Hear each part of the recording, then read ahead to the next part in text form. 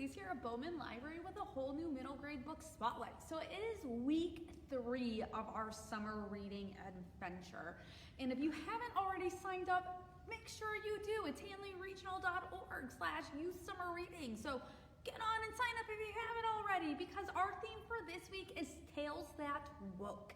We're taking a look at some books that feature characters that represent people that normally are not represented in books. So they're all like people that everyone can relate to, and they're finally getting their spot in the spotlight and representing in books. So let's take a look at 6 of the titles that we have today. So our first one is Strike Zone by Mike Lupica. So Nick Garcia loves baseball. He lives it, dreams it, breathes it. If it's baseball, yeah. He's also the pitcher for his team called the Blazers. And when his team gets to enter a tournament and he finds out that the winner of the tournament and the most valuable player, the grand prize is he's going to get to go to the Yankee Stadium. He's going to be able to throw the first pitch at a Yankees game. Nick knows that his team, this is a must win. But while his baseball life is extremely simple, his normal life is not so much. He has a sister. His sister is struggling with this horrible disease called lupus, and it's starting to get worse.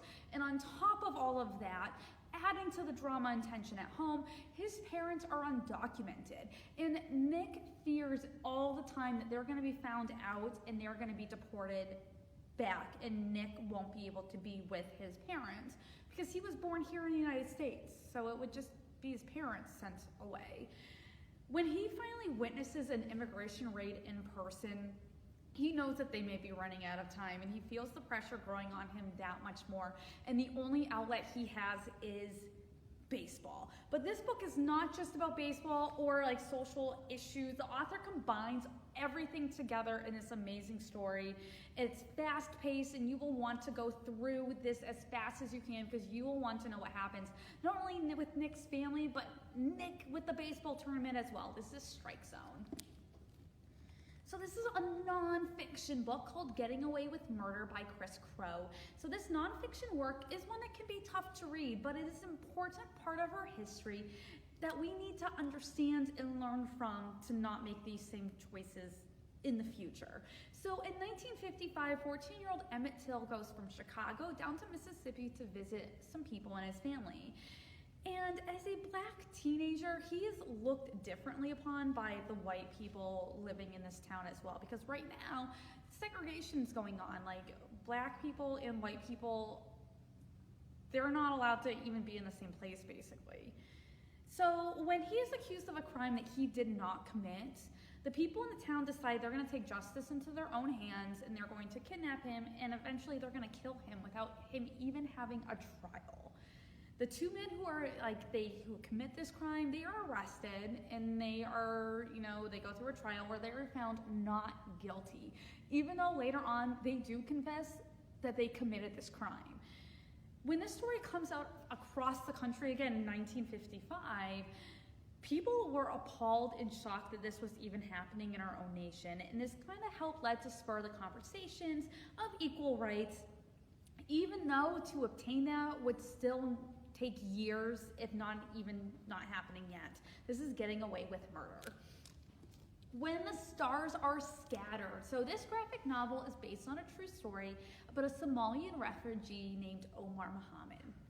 When the civil war starts in Somalia, which is a country in Africa, their father is killed, and Omar and his younger brother Hassan, they are separated from his mother, and they are then forced to go to a refugee camp. When they are there, they are cared for by an elderly woman named Fatuma, and this book follows the 6 years they are at this camp. Hassan suffers from violent seizures, and he's also basically nonverbal because of the trauma that he experienced and witnessed. Omar wants to keep looking for his mother. There's no way that she would just leave them. But when Omar is chosen to attend a special school, he has to decide whether or not to go, because if he does choose to go to this school, it's going to make it that much easier for him and Hassan to leave Somalia and to be sent to Canada or the United States, which is the ultimate goal. That's where they're going to be the most safe. But if he chooses to go to this school, then he's also basically admitting that they're never going to see their mother again. You will find yourself maybe crying. What would you do in that type of situation if you were faced with this as you read this amazing graphic novel in which one choice can change everything? This is When Stars Are Scattered. Clean Getaway by Nick Stone, and I love Nick Stone. She has written some amazing young adult novels. This is her first middle grade one. It is just as good as the ones for her older stuff. So William, also known as Scoob, is 11 years old, and when he gets into trouble at school for something he did not do, his grandmother steps in. She randomly shows up one day in this new RV that she's bought, and she's offered to take him on a road trip. He has no idea where they are going now. Not knowing what the point of this trip is, he soon realizes that his 80-year-old grandmother is retracing her history, and he soon finds himself going on this road trip throughout the different states in the South, learning about the history, about the civil rights movement and the fight for equity and who stood up for what. And he also starts to learn about his family's painful past, which is never really talked about, including the grandfather that he never knew or was allowed to know, because his grandfather was Hispanic and his grandmother was Black, and at the time interracial marriages were illegal. They were not allowed, so they weren't even allowed to talk about his grandfather. This humorous family-filled look at history and how it impacts people to this day is one that is a must-read. It is way more than a road trip. It is way more than history. You get to know Scoob and his grandmother, and you won't be able to stop reading it. This is Clean Getaway. Show Me a Sign. So it is early 1800s, and it's in Martha's Vineyard, which is an island off the coast of Massachusetts. And 11-year-old Mary Lambert lives there with her family. This community is very unique, though, because over 25% of the people who live there are deaf, which means they cannot hear. So Mary is one of them, and they've all learned to communicate through sign language, even if they're not deaf. Everyone in the community is involved with each other. When the scientist shows up randomly, and he decides he wants to study them now, because he wants to figure out what is so wrong with this community, that there's so many deaf people there. He decides that he wants to start running experiments on people to try to figure out why they are the way they are. And he picks Mary to be one of his subjects.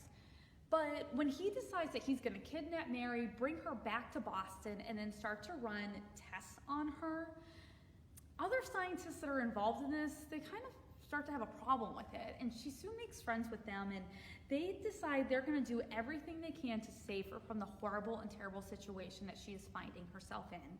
Well, Mary's also starting to gain the courage to live the life how she wants to live her life. Even though she's deaf, she's not going to let it stop her. This amazing historical fiction book takes a look at a community and event in history that is very rarely shared and told, but should be. This is Show Me a Sign. And our last one for today is Everything Sad is Untrue. So when he was 12-year-old, Daniel, the author of this book, but he was also known as Korasu, he finds himself living in Oklahoma after being a refugee from Iran. And he does not fit in at all. He is the only person in his school who is like him. Daniel tells his story both past and present in the same feel as if you've ever read like 1001 Arabian Nights, complete with even Iranian mythology and folklore intertwined. You will learn how he became to be a refugee and the experience, what it was like to be a 12-year-old that was completely different from everyone else.